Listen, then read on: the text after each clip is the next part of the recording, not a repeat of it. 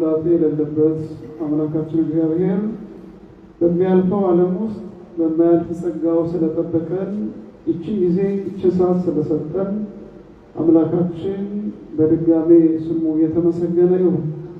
ዛሬ የተደራረበ በዓል ነው። ታላቁ በዓል የቅዱስ ገብርኤል ሥርዓተ ገብርኤል ትናንትና ብናስበው እናከብረው ዋናው ዕለቱ ዛሬ ነው። ሁለተኛው ደግሞ ይሄ በዓል ብርሃን ይባላል። ብዙሃን አባቶቻችን የኢየሱስ ክርስቶስን ለሰው ልጆች ያደረገውን መልካም ነገር በሳምንታት እየከፋፈሉ ሳምንቱን እየሰየሙ ነው ያስተማሩን። ያለፈውን ሳምንት ክርስቶስን እንሰብካለን ነበረ። የሳምንቱ አዋጅ ክርስቶስን መስበክ ነበር። ይሄ ሳምንት ደግሞ ከክርስቶስ በኋላ ክርስቶስ ለሰው ልጆች የሚያበራ ብርሃን ስለሆነ ብርሃን ተብሎ ተሰይሟል። ብርሃን በምድር ላይ የተለያዩ ብርሃኖች አሉ።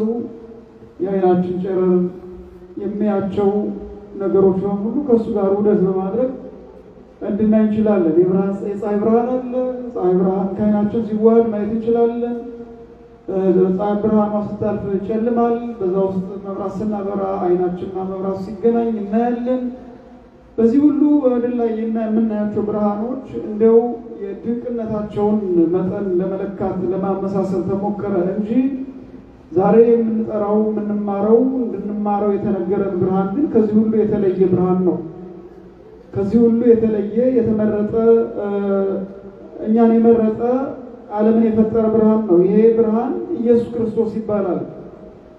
ኢየሱስ ክርስቶስ ይህንን ዓለም መርጦ ራሱ ፈጥሮ ራሱ በማይጠፋ ሁኔታ ብርሃን እየሆነ ይህንን ዓለም እያበራ እንደሚኖር ደግሞ የክርስቶስ ብርሃን ለሰው ሁሉ ሕይወት እንደሆነ እያበራ እንደሚኖር ማንም ሊያጠፋው የማይችል ከዘላለም የሆነ ዘላለም ከመጀመሪያ የሆነ መጨረሻ የሌለው እንደሆነ በወንጌሉ ዛሬ ተነግሮናል። ዮሐንስ ወንጌል ምዕራፍ 1 ከቁጥር 1 እስከ 14 ያለው ቃል ይህን ነው የሚያሳየን። በጣም የሚያስደንቅ የክርስቶስን ወይም ደግሞ የሥላሴን ማንነት ለሚያጠና ሰው ሥላሴን የሚያሳይ የኢየሱስ ክርስቶስን ማንነት የሚያስረዳ የሚያሳውቅ ብዙ በምድር ላይ የተነሱ ሁከተ አእምሯቸው የታወከባቸው አንበው መረዳት ያልቻሉ ብዙ ሰዎች እየተነሱ በክርስቶስ ማንነት ክርስቶስ ሥጋ ለብሶ በመምጣቱ መረዳት እየተቸገሩ አምላክነቱን ሰውና አምላክ ነው ተብሎ የሚታመነው ሰዎች ግን ሰው ብቻ እያሉ ይቸገሩ ነበር። ሰው ብቻ።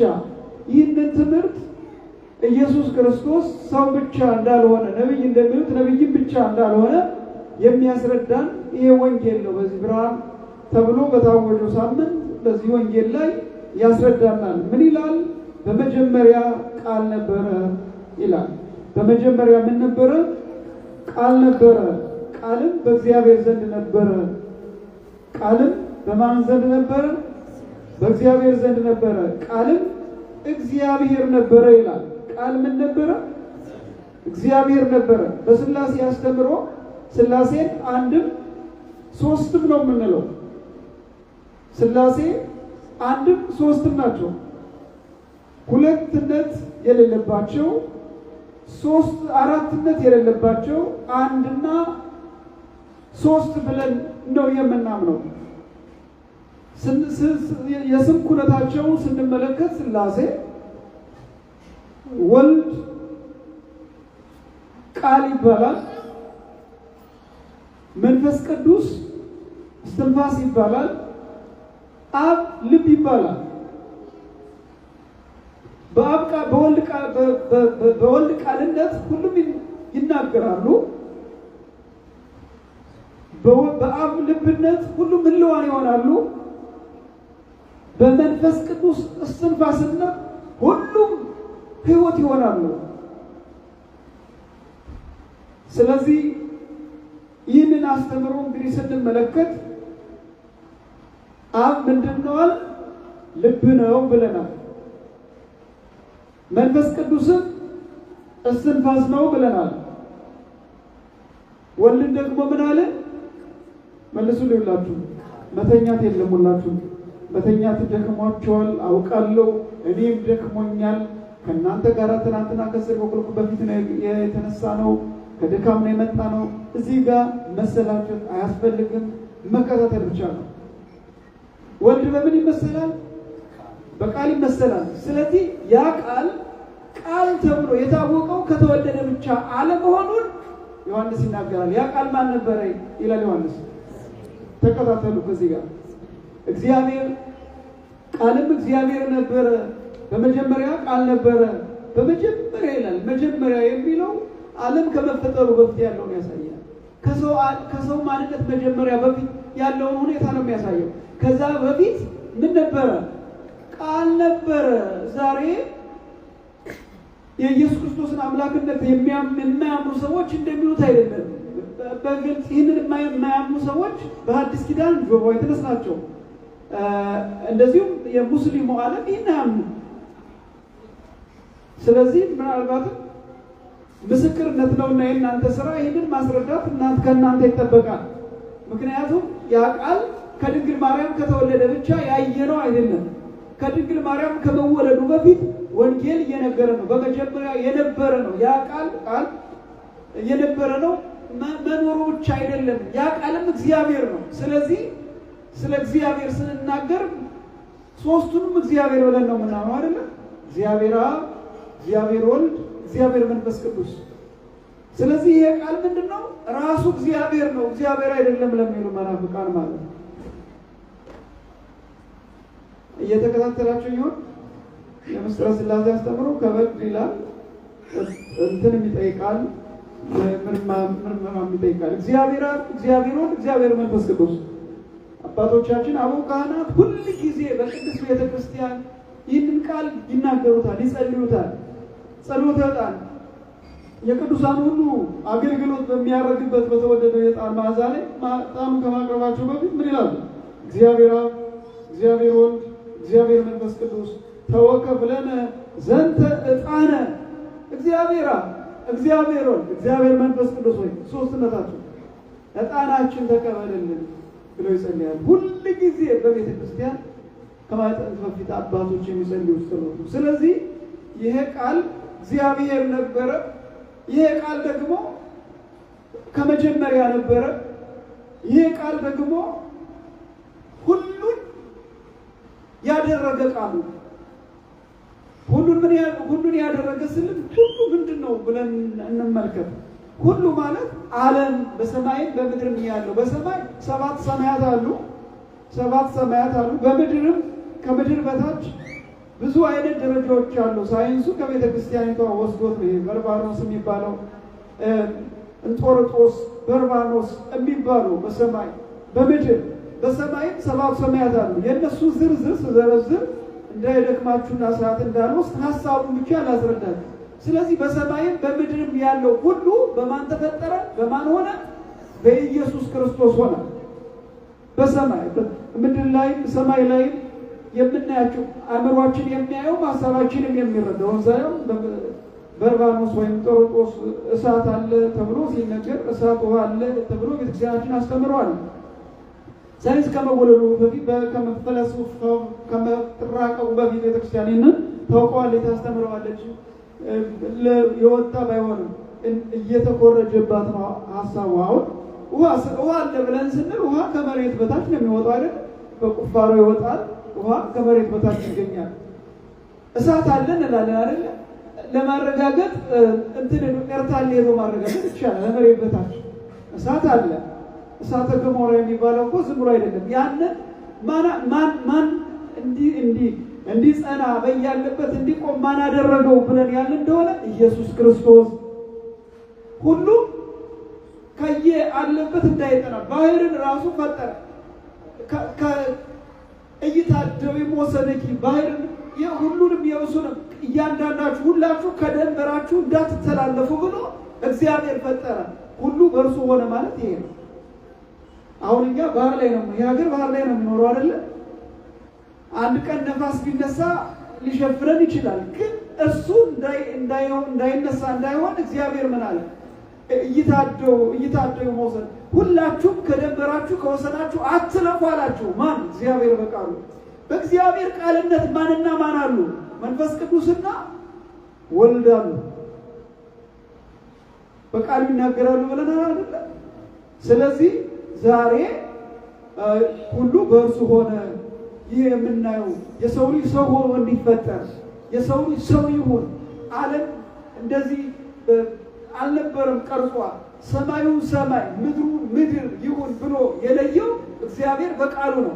ምንም አይነት የኢንጂነሪንግ ምንም አይነት የጥበብ እንደዚህ በምድር ላይ ያሉ በእርግጥ አሁን ምናያቸው የጥበብ ልኮች ምናምኖች ይህንን በዚህ ብንለካውና በዚህ መስመር ብንሄድ መስመር ይዛለ ማለት ነው እንጂ የምድራውያን ወይም ደግሞ የዚህ የፈረንጁ የትምህርት እንትን ከቤተ ክርስቲያን አስተምሮ አንጻር ዜሮ ነው። ከኢትዮጵያውያን አንጻር ዜሮ ነው። አሁን ኢትዮጵያውያን እግዚአብሔር ከሰራው እግዚአብሔር ካደረገው እግዚአብሔር ለሰው ልጅ ከሰጠው ጸጋ ተቀብለው የሚሰሩት ዓለምን ሁሉ የሚያስደንቅ ተአምር ነው። በቃ በምድር ላይ ብዙ አይነት ስራዎች ሲሰሩ እያንዳንዳቸው ሁሉ ነገራቸው ዝም ብለው አይደለም የሚያምሩ ነገሮች በሙሉ የምናያቸው ብዙ አይነት ጥበብና ልክ ተጠብቆላቸው የተሰሩ ውጤት ስራዎች ናቸው። እነሱ በቀመር ይሄኛው ጠርዝ ከዚህኛው እስከዚህኛው ጠርዝ ስንት ኢንች መሆን አለበት፣ ይሄኛው ደግሞ ከዚህ ይሄን ያህል ኢንች መሆን አለበት ተብሎ የኛ አባቶች ግን ኢንች ምናምን የሚለው ቀመር እሱን ሁሉ ዜሮ ያደርጋል። የትኛውን ካላችሁ ሄዱ ላሊበላ ነው። ይሄ የትምህርት ቀመር ነጮች ትምህርት ቀመር ከመቀመራቸው በፊት ኢትዮጵያ ትምህርት ቀመር ነበር። ሄዱ አክሱምን እዩ። ነጮች ቆመቱ ይህንን ያክል ኢንች ይህንን ያክል ፉት ይህንን ያክል ሜትር ብለው ከማለታቸው በፊት የኛ አባቶች በአእምሯቸው ለክተው አሁን ማንም ይሄኛው ይሄ የነጩ ዓለም ትምህርት ሊያውቀው የማይችለው ስራ ሰርተዋል። የአክሱምን ሐውልት ሂዱ እዩ። ጥያ ትክል ድንጋይን ሂዱ እዩ። የባይታውያን መኖሪያ የነበረ አሁን ስሙ የተቀየረ አንድ ዋሻ አለ በደቡብ ጎንደር። ሂዱና እዩ የእግዚአብሔር ድንቅ ስራ። አባቶቻችን ከዓለም ክፉ ነገር ለመጠበቅ ብዙ አይነት ዋሻዎች ሰርተዋል። ከመርዝ ጋር ከብዙ ነገር ለመጠበቅ ብዙ ከኛ የቅዱስ ላሊበላን የሥራ ዘመን ስትመለከቱ በሁሉም አቅጣጫ ፍልፍል ቤተ ክርስቲያን አለ። ያ ዘመን የለውጥ ዘመን፣ የኢትዮጵያ የእውቀት ዘመን፣ አስደናቂ ዘመን ነበር። ያ ዘመን በሰዎች በሌሎቹ ዓለማት አልታየም። አሜሪካን ያደረጉን እንድታድግ አሁን ባለችበት ደረጃ ላይ ከአውሮፓ ሂደው ብዙዎቹ ብዙ ስራ ሲሰሩ የቀጣዩን ዓለም ሂደት አብረው ነው እየሰሩት የመጡ። እኛ እሱን አናውቀውም፣ አይገባንም። ጭራሽ እንድናውቀውም ሰው አይፈልግም። ሰው ፖለቲካም ይመስለዋል። አይደለም። ሰዎች ያን የላሊበላን ዘመን የስራ ዘመን በመላው ዓለም ያለው አይን ያየው ነበር። እሱ እንዲከስብ ምን አይነት ስራ መሰራት አለበት? የለም በእኛ እንዲህ አይነት ልክ እናውጣና በእንዲህ አይነት ልክ ለክተን በዚህ መስመር ሁሉም ሰው መሄድ አለበት። ለዚህ አዲስ ስለሚሆኑ ግራ ተጋብተው እኛ ጋር ይመጣሉ፣ እኛን ትምህርት ይከተላሉ፣ የራሳቸውን እየጣሉ ይሄዳሉ። ይሄ ነው ቀመሩ። እና የኛ የቤተ ክርስቲያኒቷ ወይም ደግሞ ከክርስቶስ ከእግዚአብሔር ወልድ ከእግዚአብሔር መንፈስ ቅዱስ ከእግዚአብሔር አብ ከእግዚአብሔር ወልድ ከእግዚአብሔር መንፈስ ቅዱስ የተቀበሉት አባቶቻችን ዕውቀት ግን ሌሊት ሲጸልዩ ያድራሉ፣ ቀን ይሰራሉ። ሌሊት በጸሎት ይጠይቁታል፣ ቀን አብረው ይሰራሉ። እንዲሁም ቅዱስ ላሊበላ የእግዚአብሔር መቅደስ ሲሰራ መላእክት ያግዙት ነበር ይላሉ። ሌሊት የማይታዩ ስራው ሲሰራ ግን በድንቅ የሚያግዙ ነበሩ ይላሉ። ይህንን ለማረጋገጥ ደግሞ ዛሬ እውነት እንደሆነ እኛ ምንሰራ እንደሆነ የምንሰራው ለዓለም ስራ ለዓለም በርቶ የሚታይ እንደሆነ ያ ዕውቀት ከእግዚአብሔር የሚሰጠን ዕውቀት እንደሆነ ያ ህይወት የምንኖረው ከኢየሱስ ክርስቶስ የሚሰጠን ህይወት እንደሆነ ሁሉ ተብሎ በእርሱ ሆነ ተብሎ የተነገረለት ጌታችን ኢየሱስ ክርስቶስ ከእሱ ባገኙት እውቀት አባቶቻችን እንዴት እየሰሩ እንደመጡ ደግሞ አሁን መቄት ወረዳ አካባቢ አንድ ትልቅ ቤተ መቅደስ ሲሰራ እዛ ውስጥ ምንም አይነት ዘመናዊ ነገር የለም። ያን እየሰራው እያሳዩ ያሉት ኢትዮጵያውያን ምን ያክል አሁንም በፊት ሊሰሩ እንደነበር አሁንም እንደሚሰሩ እዛ ውስጥ የተሳተፈ የኢንጂነሪንግ ሙያ የለም። የገባ ኢንጂነሪንግ ሙያ ጥበብ ምንም የለም። መቆፈር የሚችል መቆፈሪያ ብቻ ነው። እዛ ውስጥ አረጋት አሉ፣ ስዕላት አሉ። በሚያስደንቅ ሁኔታ ቴምፕሌት ተደርጎ አይደለም የለም። ቴምፕሌቱ ከአእምሮ በሚመነጭ ስጦታ ላይ ዝም ብሎ እምድር በእኛ ዘመን ራሱ እግዚአብሔር የእውቀት የብርሃኑን እውቀት እየፈለጠቀ እየሰጠን እንዳለ የሚያመለክትና የሚያሳይ ነው።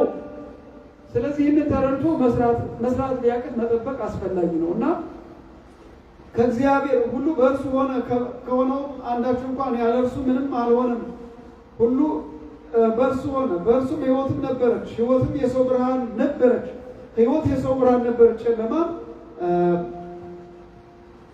በእርሱ ዘንድ የለም አላሸነፈውም ይላል። እንግዲህ አሁን የኢትዮጵያን ማንነትና የኢትዮጵያን ጸጋ ስናገር ይህንን ሕይወት የሆነውን አምላክ ከመቀበላቸው የተነሳ ይህ ሕይወት፣ ይህ ጸጋ፣ ይህ ብርሃን በሀገራችን እየሰራ እንደነበረ ለማመላከት ነው። ሕይወት በሕይወት መኖር ነው። ብርሃን በሕይወት የሚኖረው ማብራት ነው። በሕይወት መኖር ሌላው ሁለት አይነት ትርጉም አለው። በሕይወት መኖር አንደኛው ከእግዚአብሔር ጋር በቅድስና በንጽህና በእግዚአብሔር ቤት ውስጥ መኖር ነው። ከእግዚአብሔር ምሪት እየተቀበሉ ማድረግ ነው። ቅዱሳን አባቶቻችን ከእግዚአብሔር ምሪት እየተቀበሉ ሁሉን የዚህን ዓለም ነገር በሙሉ ንቀው ትተው ከእግዚአብሔር ምሪት እየተቀበሉ ስራ ይሰሩ ነበር። እግዚአብሔር በሚሰጣቸው ጸጋ፣ እግዚአብሔር በሚሰጣቸው ብርሃን፣ እግዚአብሔር በሚሰጣቸው ያ ሕይወት ያ ስራ ዛሬም ሁላችንም እየመራን ይገኛልና በሕይወት ኑረው ሌላው በሕይወት እንዲኖሩ ይረዱ ነበር። በመጽሐፍ ቅዱስም ብዙ ነቢያትን ብንመለከት እነሱ በሕይወት ኑረው ብዙ ሰዎች በሕይወት እንዲኖሩ ያደርጉ ነበረ። ምልጃ የምንለው ይሄ ነው ዋናው ነገር። ምልጃ የሚለው እዚህ መጽሐፍ ቅዱስ ላይ እዚህ ላይ መነሳት ትችላለን። በሕይወት የሚኖር ሰው በሕይወት ማኖር ይችላል። በሕይወት የሚኖር ሰው ምን አይነት ሰው ነው? ከእግዚአብሔር ጋር የሚኖር እግዚአብሔር ጸጋ ከሱ ጋር ያለ ሲመርቅ የሚደርስለት ሲባርክ የሚባርክ ምሪቱ ያማረ እሱ በሕይወት የኖረ ሰው ነው። ለምን? ሕያው ከሆነው ከእግዚአብሔር ጋር ራሱን አብሮ ያቆመ ሰው እንደዚህ በሕይወት ያኖራል። የብዙ ቅዱሳንን ጸጋ ስንመለከት ከዚህ የተነሳ ነው። በሕይወት ኖሩ።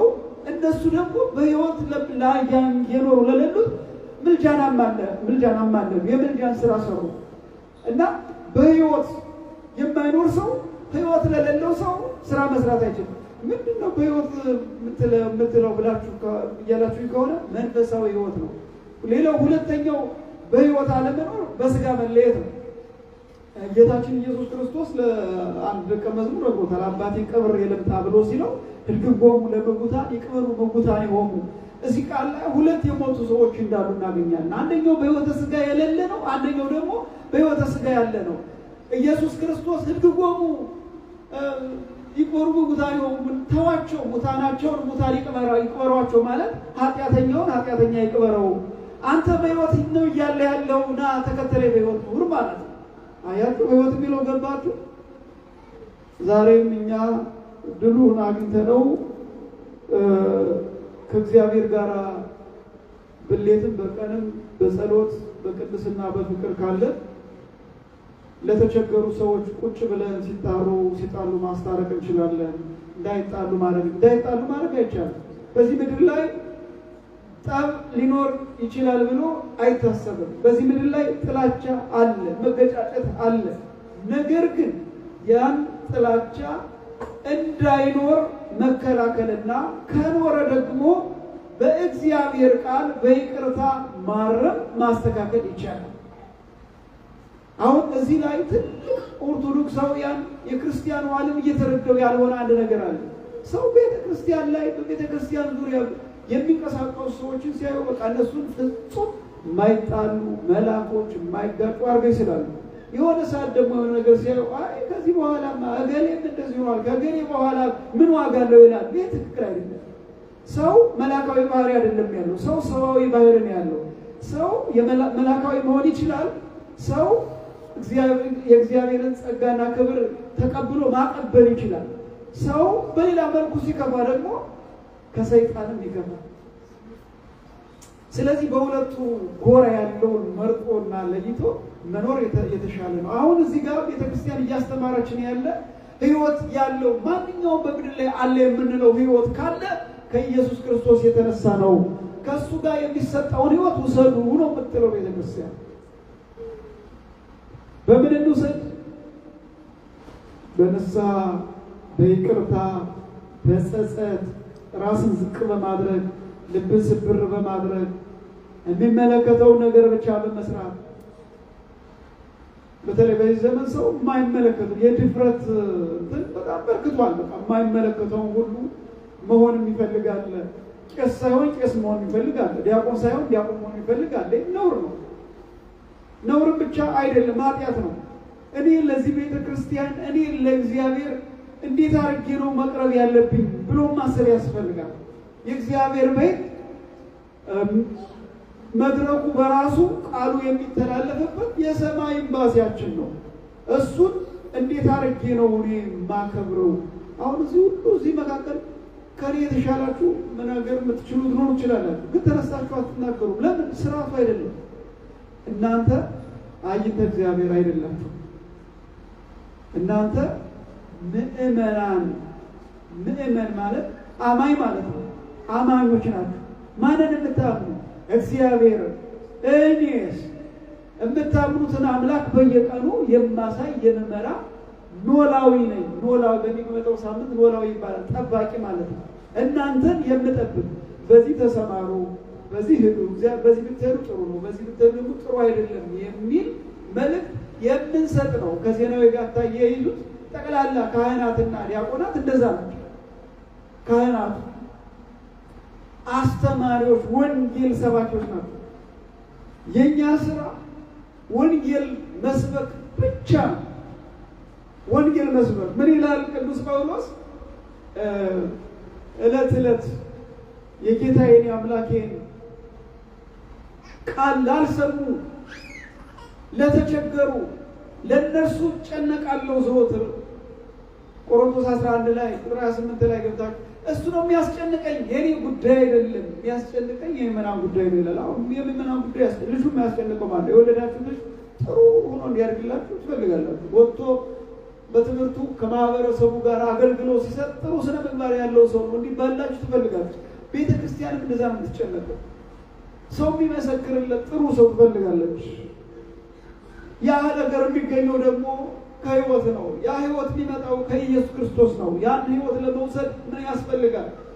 ጥያቄ ያስፈልጋል። ሳይጠይቁ ዝም ብሎ እርዳታ መስጠት አያስፈልግም፣ አይቻልም። አሁን በምድራዊው ሰዎች ጠይቀው ነው የሚወስዱ። ሳልንጎ ለባለ ማዕረግ ከመይገብር እርዳታ ይሄ ነው እኮ። ለምኑት። የሰራተኛውን ምክር ዋናው ለምኑት ይሰጣቸዋል። በህይወት ለመኖር ከጨለማ ለመራቅ መለመን ያስፈልጋል። ህይወት ያለው ከኢየሱስ ክርስቶስ ነው። ብርሃን ያለው ከኢየሱስ ክርስቶስ ነው። ያ ብርሃን ደግሞ የተከለከለ አይደለም። መጽሐፍ ቅዱስ ራሱ ኢየሱስ ክርስቶስ ምን ይላል? እኔ ቅዱስ ነኝና እናንተም ቅዱሳን ሁኑ ይላል። ስለዚህ አሁን ኢየሱስ ክርስቶስ ብርሃን ተብሏል። እኛም ብርሃን የምናበራ በሰገነት ላይ ያለን ብርሃን ተብለናል። ይገርማችኋል። ብርሃን ተብለን ጨለማ እንዳንሆን እግዚአብሔር ይርዳል። በወንጌል ላይ ይሄ ተገልጧል። ብርሃናችሁ በሰው ፊት ይብራ ተብሏል። ምናችሁ በሰው ፊት ይብራ? ብርሃናችሁ፣ ትሕትናችሁ፣ ፍቅራችሁ፣ እርስ በርሳችሁ መከባበራችሁ፣ ከሰዎች ጋር ያላችሁ የአኗኗር ዘይቤ፣ ሰላማችሁ፣ በጎነታችሁ በሰው ፊት ይብራ። የማቴዎስ ወንጌል ምዕራፍ 5 የተራራው ስብከት ላይ የተነገረ ነው። ከቁጥር 16 ጀምሮ እንደዚህ ብሎ ተነግሯል። እናንተ የዓለም ብርሃን ናችሁ። እናንተ የዓለም ምንድን ናችሁ? ብርሃን። ክርስቶስን የሚያምኑ ሁሉ የዓለም ብርሃን ናቸው። ክርስቶስን ከሚያምኑት አሁን የስልጣን ልዩነት መለያየት እኛ ከእናንተ ፊት መቆማችን ይህንን የክርስቶስን ብርሃንነት ጊዜ ወስደን ማመናችን ነው። የምናገኘው ጸጋ የምንወስደው ክብር ግን ሁላችን በክርስቶስ በማመናችን ነው። እኔ ቄስ ስለሆንኩ በአንድ ጊዜ ዘል የመንግስተ ሰማያት እገባለሁ ማለት አይደለም። ቄስ ስለሆንኩ መንግስተ ሰማያት የምገባው የመንግስተ ሰማያት ስራ መስራት ከቻልኩ ነው። እናንተ ምእመን ስለሆናችሁ ወደ ቅጣት ቦታ ትሄዳላችሁ ማለት አይደለም። እናንተ ከኛ በልጣችሁ የምትገኙበት እድል አለ እና ለመረጣችሁ ለሐዋርያት ነው። የተራራው ስብከት ነው። የተራራው ስብከት ላይ ሰዎች አልተለዩ። በፊቱ የመረጣቸውን ቅዱሳን ሐዋርያትን እና በዙሪያው ደግሞ ሌሎች አሉ። ወደ ቅዱሳኑ እየጠቆመ ምን አላቸው? እናንተ የዓለም ብርሃን ናችሁ። በተራራ ላይ ያለች ከተማ ልትሰወር አይቻላትም። መብራትንም አብርተው በእንቅብ በታች አይደለም እንጂ በመቅረዙ ላይ ያኖሩታል። በቤት ላሉት ሁሉም ያበራል። አንድ መብራት ሲበራ ማለት ነው። መልካሙን ስራችሁን አይተው በሰማያት ያለውን አባታችሁን እንዲያከብሩ ብርሃናችሁ በሰው ፊት ይብራ። አያችሁ፣ ያ ብርሃን እዛ የተጠቀሰው ብርሃን የክርስቶስ ብርሃን ለሰው ተሰጥቷል። ያ ብርሃን በእኛ ውስጥ እንዲኖርና ያ ብርሃን በእኛ ውስጥ ለሌሎች ደግሞ ደስታ እንዲፈጥር መልካሙን ስራን የሚያሰራ እንዲሆንላችሁ ምን ያልተመከር ነው። ይገርማችኋል። በጣም ከመጽሐፍ ቅዱስ በተቃራኒ ነው እየሄድን ያለ ነው። ከእግዚአብሔር በተቃራኒ ነው እየሄድን ያለ ነው። አምላካችን እግዚአብሔር ይርዳል። አሁን እዚህ ያለ ነው ሁላችን ለሰው ብርሃን የምናበራ ሰዎች ነው። ይገርማችኋል። ብርሃን ስንል ጧፍ ይዞ እንደዚህ አምፖል ይዞ አይደለም። ብርሃን የማይጠፋ ብርሃን ነው። ይሄ የማይጠፋ ወንጌሉ ላይ የተነገረው በመጀመሪያ የነበረው ቃል እሱ ብርሃን ለሰው ልጆችም ተሰጥቷል። ስለዚህ በዚህ ብርሃንነት ሁላችንም ጨለማ በማያሸንፈው ውስጥ እንድንኖር እግዚአብሔር ይርዳን። ቁጥር 6 ላይ ወደ እግዚአብሔር መልእክተኛ ወደ ዮሐንስ ይሄዳል። ዮሐንስ ለሰው ልጆች ሁሉ የሚያበራ ብርሃን እንደሆነ እያስተማረ ይሄዳል። አሁን እንደምነግራችሁ ማለት ነው።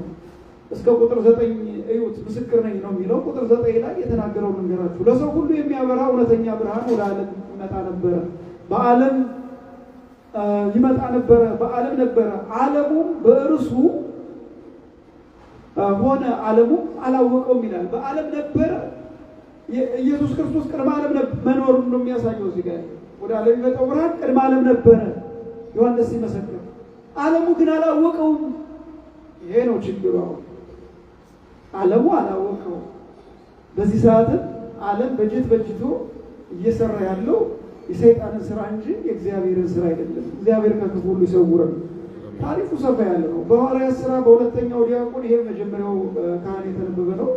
በሁለተኛው ካህን የተነበበውን ደግሞ ስትመለከቱት የቅዱስ ጳውሎስን ሕይወት ነው የምንመለከተው። ከመንገድ ላይ እየሄደ ነበረ። የሚሄደው ሰው ሊገድል ነው። ለምንድን ነው የምትሄድ ተባለ። ምዕራፍ 19 እና ምዕራፍ 22ን እንድታዩት የቅዱስ ጳውሎስ ሰፊ ታሪኩ ዛሬ ነው ያለው። ብርሃን በራለት። ዛሬ ቀኑ ምንድን ነው? ብርሃን ነው። እግዚአብሔር በልቡናችን ብርሃን ያብራልን። የፍቅሩን ብርሃን፣ የሰላሙን ብርሃን፣ የአንድነት የክብሩን የጸጋውን ብርሃን ያብራልን እና መንገድ ላይ እየሄደ እያለ ጨለማ ይዞ እየሄደ ነበር። ያ ጨለማ ምንድን ነው? ኢየሩሳሌም ላይ እንደደረሰ ወንዶችንም ሴቶችንም ለመግደል ነበረ። ኢየሱስ ክርስቶስ ግን መንገድ ላይ እያለ እቅዱን አከሸፈበት። አያችሁ፣ በዚህ ዘመንም እኛ ሊገለን ያቀደ ብዙ እቅድ ያወጣብን ብዙ ኃይል አለ። ብዙ እቅድ ያወጣብን እንድንሞት ያቀደብን በመጽሐፍ ተሰንዶ ማያምን ሰው ነው ተብሎ እንድንሰቃይ በሕይወት ብንኖር እንኳን እየተሰቃየ እንድንኖር ያቀደብን መጽሐፍ አለ። ያቀደብን ሌላ ሃይማኖት አለ። ይህን ማወቅ አለበት። ከዚያ ሁሉ ግን ማን ጠበቀን? ኢየሱስ ክርስቶስ ነው። ቅዱስ ጳውሎስ መመሪያ ይዞ ሴቱንም ወንዱንም ሽማግሌውን ለመግደል ሲሄድ ደማስቆ ላይ ሲደርስ አስቆመው። እግዚአብሔር እያስቆመልን ነው እየኖርን ያለ ነው። ከዛ ውጭ በተለይ ይሄ የእስልምና አክራሪ ሀሳብ እኛ እንድንኖር አይፈቅድም። እኛ እንድንኖር አይወድም። እንድንኖርም እንኳን ከተፈለገ ትልቅ ግብር እየገበርን ነው የምንኖረው። እንድንኖር እንኳን ከተፈለገ እነሱ የሚኖሩትን ኑሮ እንድንኖር አይደለም የሚፈቅዱት። እኛ በሰላም እየኖርን ያለ ነው ማጆሪቲ ስለሆኑ ነው። ሀሳቡ ግን እንደዚህ አይነት ነው። ልክ እንደ ቅዱስ ጳውሎስ እንደ ሳውል ነበር ያኔ ስሙ ወንዱንም ሴቱንም ሊገድል ምን የሆኑትን ክርስቲያን የሆኑትን ክርስቲያን የሆነውን ለመግደል ያቀደብን ብዙ ነው። ግን እያኖረን ያለው እያከሸፈልን እያኖረን ያለው እግዚአብሔር ነው። ወደፊትም እሱ ያኖረናል። ስሙ የተመሰገነ ይሁን። ሰው ባቀደው አንኖርም። ማንም ሰው ባቀደው አይኖርም። ደብዳቤ ወርዶ መንገድ ላይ እንደደረሰ አቁም አለው። ማየት እንዳይችል አደረገው። እያየ ነው የሚሄደው። ማየት እንዳይችል እግዚአብሔር ጣቢያውን ዘጋው። እግዚአብሔር እሱ ይጮፋለሁ አለው እሱ እኛ የምንሰራውን ማንኛውንም ነገር መዝጋት መክፈት እንደምንችል እሱም አለው። አይኑ እንዳያደረገው ከዛስ የሚመራው ፈለገ። ደማስቆ ላይ ወደ ኢየሩሳሌም ለመግባት ብዙ ኪሎ ሜትር ይቀራል። መግባት እንዳይችል አደረገው። ለምን? የያዘው ሐሳብ እልቂት ነበረ። ወንድና ሴት ክርስቶስን የሚያምኑ መጨረሻ ተገለጠና ምን አለው? በዚያ ብርሃን ውስጥ ሌላ ብርሃን መጣ። እሱ ብርሃን የሚሰማው ራሱ ሳውል ነበር። ድምፅ ሳውል ጌታ አንተ ማን ነህ? የምታሳደኝ እኔ ኢየሱስ ነኝ። አያችሁ፣ ክርስቲያን ሲሰደድ ማን ነው የሚሰደደው? ክርስቲያን ሲያለቅስ ማን ነው የሚያነባው? ክርስቲያን ሲታረዝ ማን ነው የሚታረዘው? ክርስቲያን ሲሳደድ ማን ነው የሚሳደደው? ኢየሱስ ክርስቶስ ነው። ብዙ ጊዜ የምጽዋት ስጦታ የምንሰጠውም ለዚያ ነው። ጌታዬ ለሰው ለተቸገሩ ሰዎች የምናካፍለውም ለዚያ ነው። በመጨረሻው ሰዓት ተርቤ ያላበላችሁኝ ተጠምቼ ያላጠጣችሁኝ የሚለው ይሄ ቃል ነው። ቃሉን ከቃል አገናኙት ወገኖቼ። በተግባር እየሰራት እኛ ልጆች እንኳን ጎበዞች ናችሁ፣ እየሰራችሁ ነው። አድርጉ ሲባል እዚህ ቤተ ክርስቲያን ላይ ብዙ ነገር አድርገናል። እግዚአብሔር ገና ትንሽ አድርገናል፣ ትንሽ ሞክረናል፣ ትንሽ አድርገናል። አሁንም ብዙ እናደርጋለን። እግዚአብሔር ይርዳናል። ለተቸገሩት ማካፈል፣ ችግር አደጋ ለደረሰባቸው ብዙ ማካፈል፣ መርዳት፣ መስጠት እሱ ነውና ለምንድን ነው የሚያምኑኝን ክርስቲያኖችን ያሳደድካቸው አላለም ኢየሱስ ክርስቶስ። ምድራዊ ወዳጃችሁ የምትወዱ በጣም የምታከብሩ ሰው ቢሆን ለምንድን ነው እሱ እኮ ወዳጅ ነው፣ አንተ እንዴት ወዳጅን ታስቀይምብኛለህ ነው የሚል። ኢየሱስ ክርስቶስ ግን ስሙ ይትቀደስ ስምከ፣ ስምህ በላይ ነህ፣ ስምህ በላያችን ላይ ይቀደስ ስላልነው ስጋዬን የበላ ደሜን የጠጣ እኔ ከእርሱ ጋር እኖራለሁ እሱም ከኔ ጋር ይኖራል ስለሚል ከኛ ጋር ከሚያምኑት ጋር ያለው ራሱ ኢየሱስ ክርስቶስ ስለሆነ ስለምን እኔን ታሳደኛለህ ነው ያለው። ስለዚህ ዛሬ ክርስቲያኖችን ኦርቶዶክሳውያን የሚያሳድደው ኢየሱስ ክርስቶስ ነው። እግዚአብሔር መልእክተኛውን ይልካል። ባላሰበው መንገድ ራሱ ይጎዳል። እግዚአብሔር ሰዎችን በፍቅር ይጠራል፣ በኃይልም ይጠራል። ተነግሯቸው አንገታቸውን ያደነደኑ ተነግሮት አንገቱን ያደነደነ ድንገት ይሰበራል ይላል ጠቢቡ ሰሎሞን። ይመክራል፣ እምቢ ካለ አንገቱ ሲደነድን ይሰበራል። እንደና ፈርዖን ናቡከደነጾር አይነት የሆነ ደግሞ እንደ ቅዱስ ጳውሎስ ያለው ድል ጌታ የሆነ ያለው አያችሁ፣ ከሱ ጌታ እንዳለው ወዲያው አመነ። ንስሐ ጥሩ። ከዛ በኋላ እንግዲያውስ የምታደርገውን ነገር በሙሉ ሳውል አናንያ ያሳያል፣ ካህኑ ያሳያል አለ። አያችሁ፣ ካህንና ምዕመናን ቃል ኪዳናችን እዚህ ነው፣ እዚህ ላይ ነው። ካህኑ ያሳያል፣ ካህኑ ያመላክታል፣ ካህኑ ይመራል። እኛም ትክክለኛ መሪ ነው፣ እናንተም ትክክለኛ ተመሪ ብትሆኑ እግዚአብሔር ይርዳል። ስንተላለፍ በረከታችን ነው የሚተላለፍ። ትንሹን ስናከብር ትልቅ ላይ ይደርሳል እና ኢየሩሳሌም ገባ። ሐናንያ ሲያየው ደነገጠ። እንዲህ አንተ ወንድም ሴትም ልትገድል ጨካኝ ሰው አይደለህ እንዲህ አለው። ዛሬው አንድ ነፍሰ ገዳይ ወደ እኔ ይመጣ በቀላሉ ላምነው አልችልም። ግን እግዚአብሔር ለሐናንያ መልአኩን ላከለት። መልአኩን ይላክልን ሁል ጊዜ እየተላኩ መከራውንም ደስታውንም ያስረዳሉ። መልአኩ ሄደና በል እንግዲህ ይሄ ሰውዬ በፊት የሚያሳድደው አይነት አይደለም፣ አሳዳጁ አይደለም፣ ተለውጧል። የሚያደርገውን አሳየው።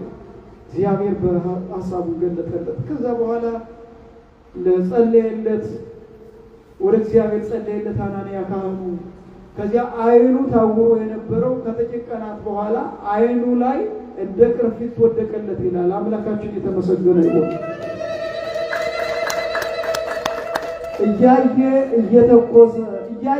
እየተኮስ ክርስቲያኖችን የምትመታ እግዚአብሔር አይንህን ይይዛል። የተሰጠህ አይን በአንተ ኃይል አይደለም። እግዚአብሔር አይንህን የሰጠህ የምታይበትን የሰጠህ መልካም እንድትሰራበት ነው። እየተኮስክ ድሃ የምትገድል፣ እየተኮስክ ክርስቲያን የምትገድል እየተኮስክ ሰው የምትገድል እዚህ ተማር። አንድ ቀን እግዚአብሔር ዓይንህን ይይዛል። አንድ ቀን እግዚአብሔር ዋጋህን ያሰቃያቸውን የገደልካቸው ያፈረስከውን ቤተ መቅደስ ዝም ብሎ አያይም።